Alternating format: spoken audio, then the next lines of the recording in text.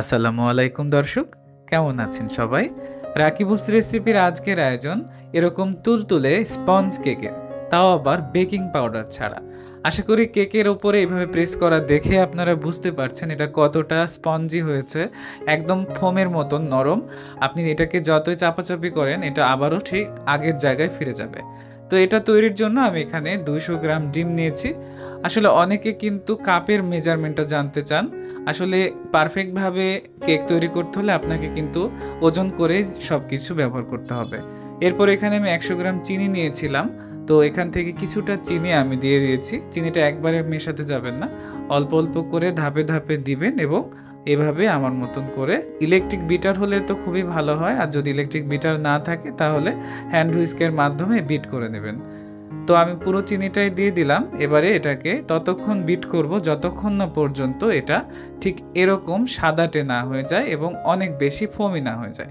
যখন দেখবেন এভাবে ইংলিশে 8 অথবা বাংলাতে 4 লিখলে এটা 5 থেকে 10 সেকেন্ড থেকে যাচ্ছে, তখন বুঝবেন এটা হয়ে গেছে।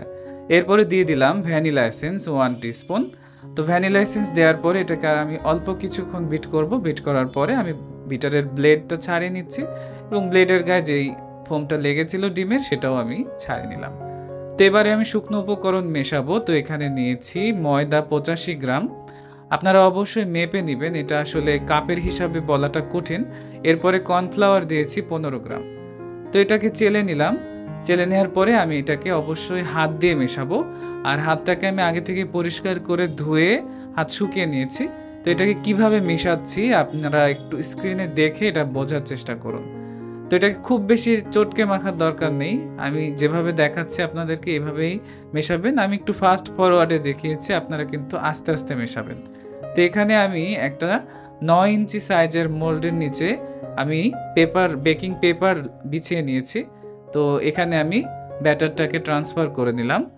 তো এবারে এটাকে কয়েকবার ট্যাপ করতে হবে, কারণ এর মধ্যে যে বাতাস এয়ার ক্রিয়েট হয় সেটাকে আসলে বের করে দেওয়াটা খুবই জরুরি। আর এভাবে আঙুল দিয়ে উপর থেকে একটু ছড়িয়ে দিবেন, এটাও আসলে বাতাসটাকে বের হতে সাহায্য করবে।